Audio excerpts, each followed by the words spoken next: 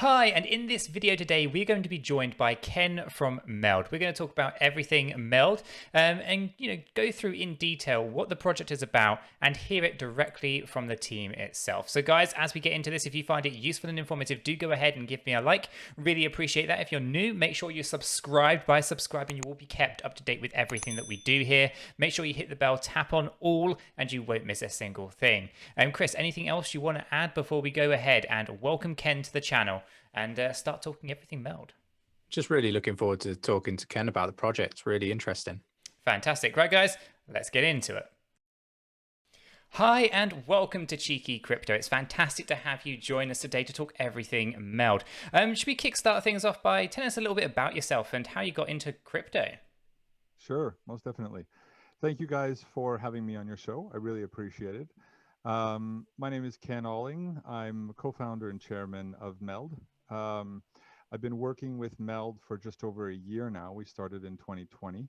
My background, I have sort of two careers. My first career for the first 25 years was design and branding, where I worked in and ran several agencies. I worked during the .com and, saw the whole crazy part there. And then in 2010, I decided to move into technology because I was already going in that direction. And since then, I've been working in technology. I've been working with IoT and infrastructure. I've been working with VR and AR, 3D data visualization. I had a startup that did mobile development. And so for probably the past year and a half, I've been focusing a lot more on blockchain technology. I had a small stint during the 2017-2018 ICO craze where I did some consulting, but the seriousness has sort of come about because of DeFi.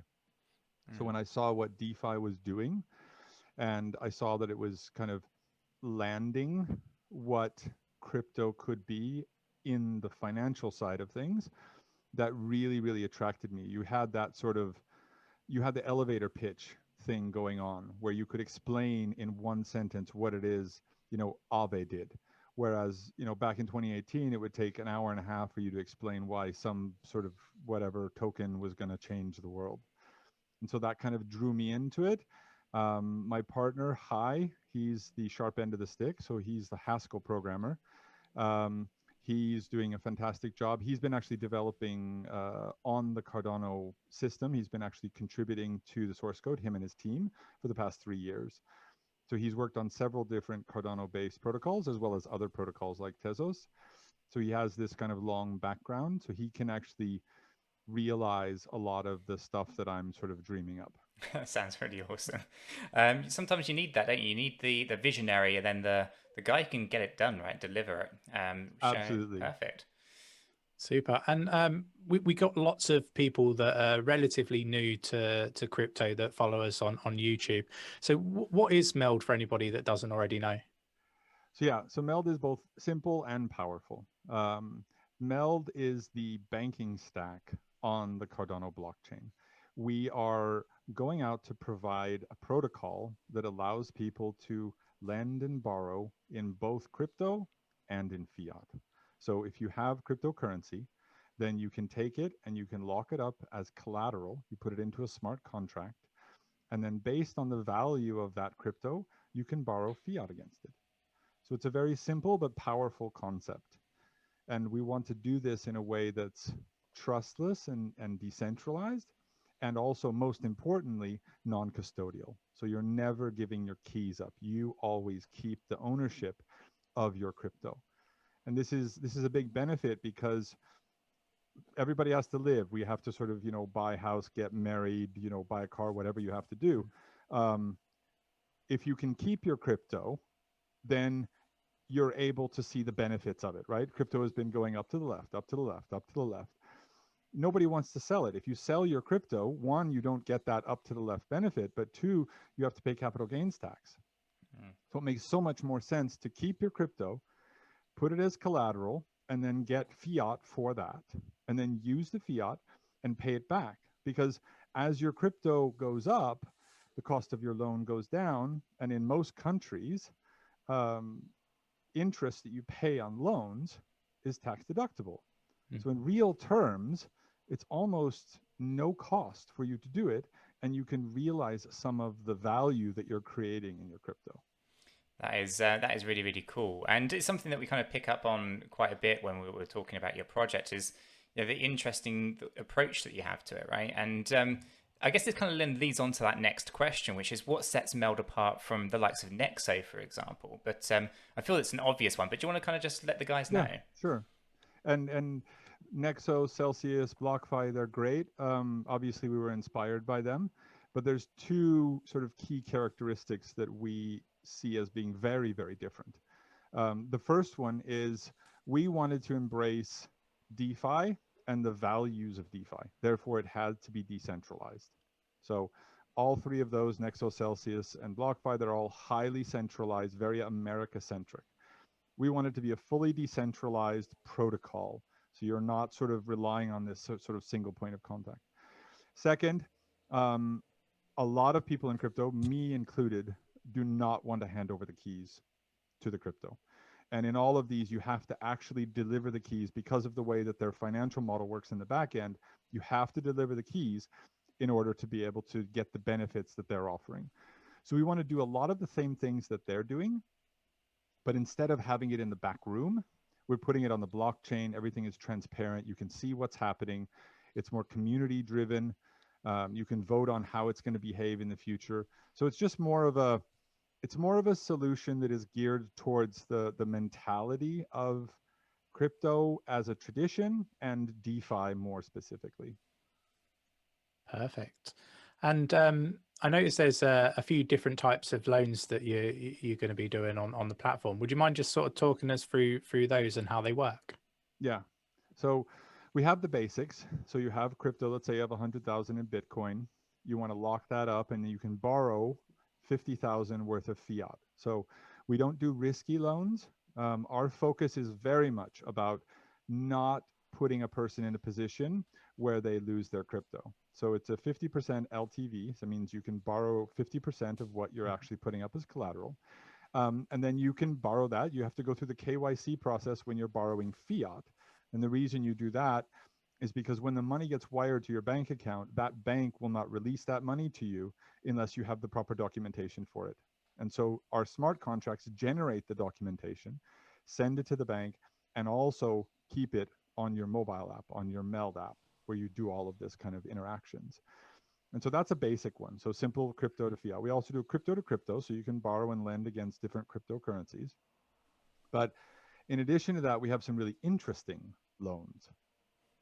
And this is partially because of, we're coming to this not from the sort of, we're not, 20-year banker pedigree and this kind of stuff.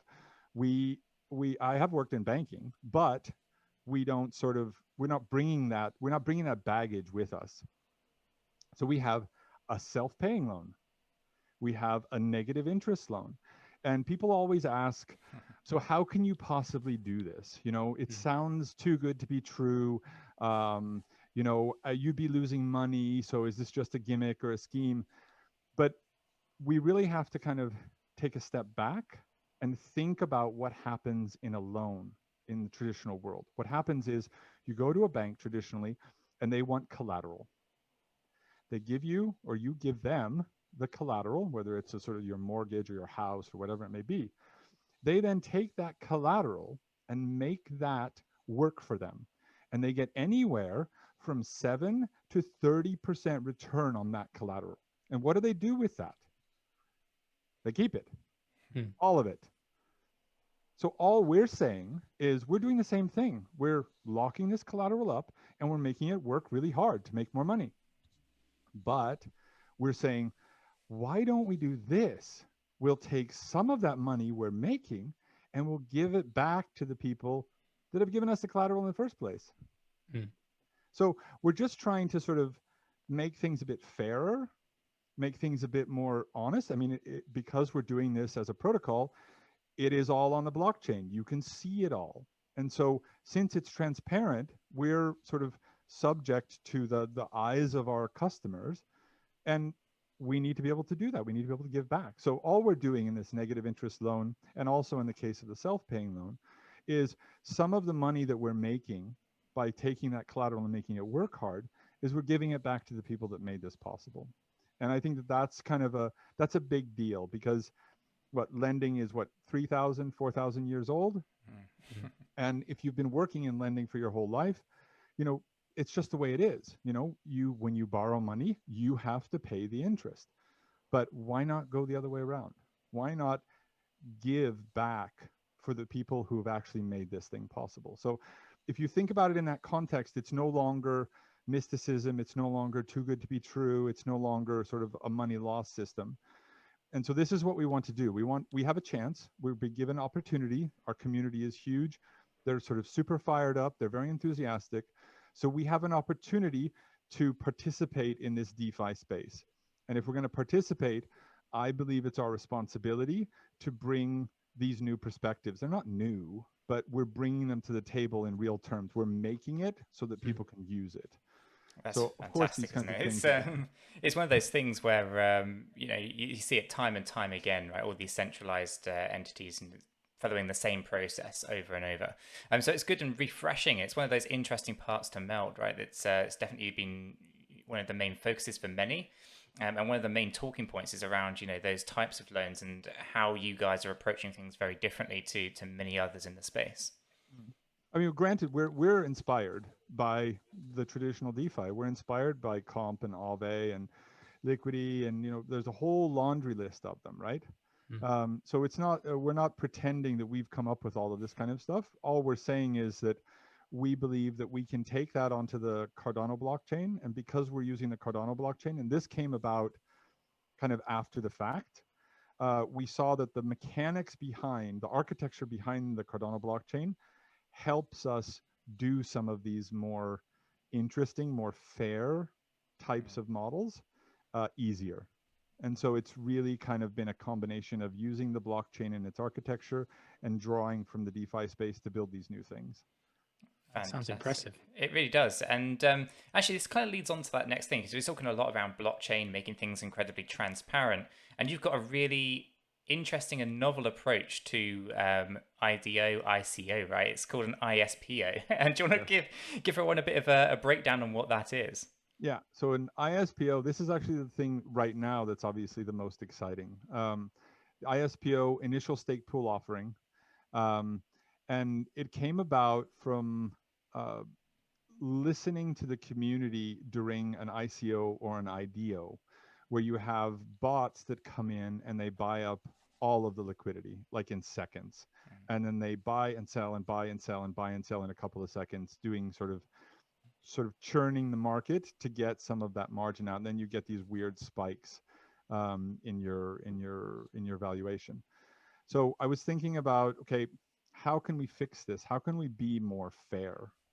And I was listening to a startup that had sort of suffered under this criticism. The community just kind of totally took them out.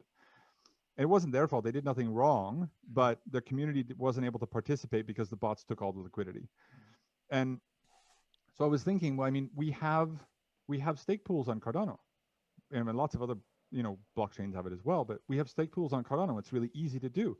Why don't we just create our own stake pools and then tell the community, you guys can contribute, you can participate in sort of helping us by delegating your ADA to the stake pool, and we get the rewards, and in exchange for that, we'll airdrop you tokens equivalent to this specific, in this particular case, if you do if you put your ADA in for the entire period, then every ADA that you stake, you get 2 MELD. So it's great because it de-risks the entire process. Nobody's buying anything. They know that their ADA is safe. They're not sending it someplace. They're actually just simply linking it. They're delegating it, and they get the upside. And at the same time, you know, our ISPO is for 5 months. As we go through this process, we get lots of community engagement. And if we do something stupid, if we sort of are not professional, if we sort of, you know, we're fake or whatever that might be, they can just undelegate. Boom. They can vote with their money. And this is really, yeah, it's super cool. It's a great way of going about it. De-risks, all upside for the community, no downside.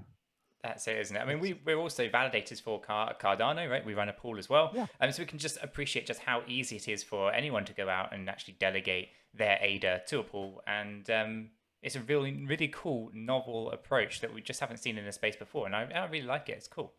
Well, we Yeah, didn't come for up sure. with it, right? So the community's talked about it in the past, but we're the ones that have actually gone and done it. Yeah, no, it's impressive. Really like that approach. It's phenomenal. Okay, what is I guess what is next on the roadmap, or what can we expect to see sort of for the rest of this year? The rest of this year is going to be big, but basically the next step is the MELD app. So we'll be launching the MELD app in the summertime. It is summer, but in a month or two. And that will be on iOS and Android and as a Chrome extension. And that'll be how everybody will interact with the protocol. So we'll be able to start to interact with people, prepare them for the protocol.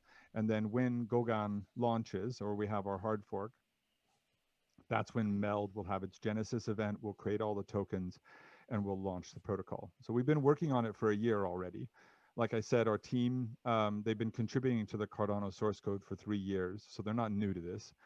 So we're in the stage right now where we've built a large portion of the lending and borrowing, and we're almost done with the wrapping of assets, the melded assets. And now what we're doing is we're refining it. We're refactoring the code. We're cleaning things up. We're figuring out more efficient ways of doing it. And then as the test net for Cardano's Alonzo comes up, then we'll be able to do a lot more testing. We'll go through the process and hiring an auditing firm to audit the code and audit the process, audit the smart contracts, so that we'll be prepared and ready for when 𝗗𝗀𝗀 launches. That's yeah, it's good. It's good. Obviously, super excited for rolling out the Alonzo hard fork. Yeah.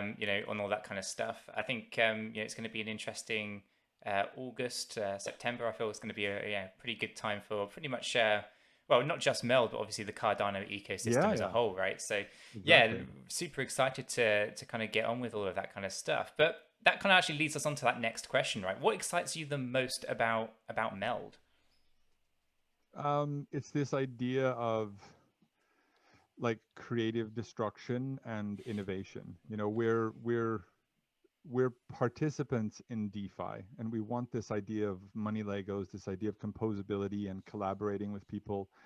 And so this idea that not only could we, in the past, if we wanted to do something in finance, if we had a criticism or we wanted to change finance, the best you could do was write about it. Yeah. Now with DeFi, you can build it, fund it, launch it, and use it. And no one can tell you yes or no. No one can say, no, you're not allowed to make negative 1% interest loans. That's not allowed. We have the freedom and we have the responsibility to do it. And that, like this ability to change the way we think about finance and make it more fair, I just think that's absolutely fantastic. Yeah, same here. I think it's long overdue, sort of 2,000 years, mate. Yeah, well and truly overdue. What do you feel sort of sets MELD apart from the competition? I talk on our live streams quite a lot about sort of overcrowding in certain sectors within the crypto space, but what is it that you feel sets MELD apart from the competition, I guess? I think the big part is the fiat part. That is the primary, that's the sort of key characteristic. You can say that there are a lot, if you look at other parts of it, like wrapped assets and, lending, that kind of thing exists. But this ability to bridge the gap, to meld these two worlds together, the fiat world and the crypto world, I think that is our primary differentiator. And that is really what we want to do. We want to carry this, we want to create this virtual bridge between the two to make it so that people can realize some of their benefits. And I think, I don't know if we're going into a bear market yet, but at some point we will go into a bear market. And when we do, what you do is hodl, right? And so we get this question a lot. Sort of how are you going to survive the bear market? I think that that's what people will do. They're going to want to hold, but they need money to live. So what will they do? They'll borrow against their crypto. And if they can borrow in a DeFi manner, then, the more the better. It's excellent. So sort of back to this point, one of the other things, we have loans that have no end date. why do you have to have an end date? Yeah. No one says you have to have an end date. No, it's great, isn't it? There's so many things you can do when you literally just throw the rule book or the traditional rule book out of the window and just say, okay, if you were to rewrite this, from a more fair perspective, how would you go about doing it? And yeah, I think that's exactly what you guys are doing, which is fantastic. So the next kind of question is one that we kind of throw out there, although can scare some people because it is a long time. But where do you see MELD in 5 years from now? No, it's not scary in the slightest, because that is our time horizon. That's So good. when we developed our roadmap is out to 2025, 2026. And what we see is that in the short term, you have these things like these really interesting lending and borrowing products, but in the long term, it's even more interesting. You have things like using it to be able to bank the unbanked, using it to be able to engage in institutions more sort of accurately or more actively. We're a protocol, right? We're not centralized. So one of the things you might think when you say sort of, okay, we're going to create a bridge to fiat, we're going to create a bridge to a bank account. Well, that's a centralized point, right? So everything gets focused down to this point. But we're not going to a bank. It's a protocol, just like TCP/IP. So we're going to go to many banks. So we'll connect to lots of different banks. And so that is what I kind of see at the 25, 26 year, or 2025, 2026, is this realization of this network effect on the banking side. And it's just as interesting on the banking side, right? What do you get when you get a bank account, pretty much anywhere in the world? You get 0.000000001% interest on it, right? It's some ridiculous, pointless. All they have to do is say one late fee, and that blows out, all of your interest for 5 years. Yeah. If we can connect to banks and use their system as liquidity providers, then the protocol can actually feed them high interest rates for that liquidity, so they can go back to being able to offer their customers high interest accounts. So this is the other side of the fence. And I didn't think about this when we first started developing it. One of our quants sort of brought the point up, is that there's a big benefit on that side as well. They can actually go out and say, well, we're connecting to this protocol, and now we're able to offer, 2, 3, 4, 5% interest that we haven't seen since 1971. Yeah. That's great.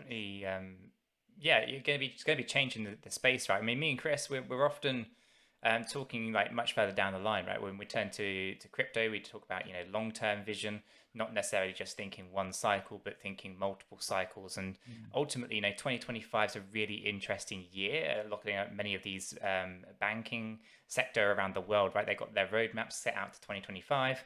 Lots of people talking about CBDCs and launching those by then. Obviously 2030, then just across the next horizon from there. And that's where our kind of minds are at when we're making investments. We're looking for things that have that kind of that thought pattern to think, okay, well, what does the next 5 years to 10 years look like, and how are we going to be approaching that kind of space? And obviously that's how we come across Cardano and everything that they're doing. Obviously, when we got Singularity Net, artificial intelligence, Singularity DAO, and then obviously you guys, MELD, right? So between everything that's going on there is this very clear future and this vision moving further forward into 2025, 2030. So it's always good to hear what you guys' plans are for the future. So when we say 5 years, some people get a bit scared with that in the crypto space, but it's good to hear that you're not bothered by a 5-year plan. No, I'm actually super fired up about it. For me, 10 years is a bit too far out, because I feel like when we get to the 5-year point, then we're going to be so much smarter, so much more reflected, so many more scars, that we'll be in a much better state to make some sort of credible statement about 2030. But 5 years, I think it's super bright. Yeah, we agree. I think the landscape would be completely different in 5 years time, and it's anything sort of past that's really difficult to sort of envision sort of the technology advancements and everything in the space. So but 10 years, hopefully it'll be a mature market, right? And it's going to be I'm hoping a little bit before 10 years, but yeah, Yeah. you're probably right. You know, we typically overestimate how fast things coming and how slow things coming. So, but yeah, 10 years, I'm pretty sure that the market will be very mature after 10 years. But I think my hope is that we overtake gold at the sort of 2025, 2026 mark. That would be great. Perfect. Okay. Is there anything else that we haven't sort of covered off that you want to inform the viewers about MELD or Just crypto in general? People want to sort of engage us. We're available on all the social medias. You can just go to MELD.com. If they have questions, we're happy to sort of answer them because we want and we are actively working with the community. We're constantly modifying our sort of approach based on how and what we engage the community with. And so we're open for dialogue, and we're open to sort of see what the community wants and sort of engage it. Fantastic. Well, what we'll do is we'll drop a link down in the description of the video as well, so you can go ahead and head over to MELD's Telegram group, check out everything that's going on there, and yeah, engage. It'll be fantastic. We really do appreciate you spending the time with us, Ken, and to go through everything MELD and the questions that we had picked out. But I'm sure we'll have another catch up in the near future to potentially bring up a few additional questions as they crop up, as they tend to do after these things. But yeah, really do appreciate you spending the time with us this afternoon. Thanks, Nicholas. Thanks, Chris. And I appreciate you guys having me on. Cheers. No worries. Thanks. Cheers.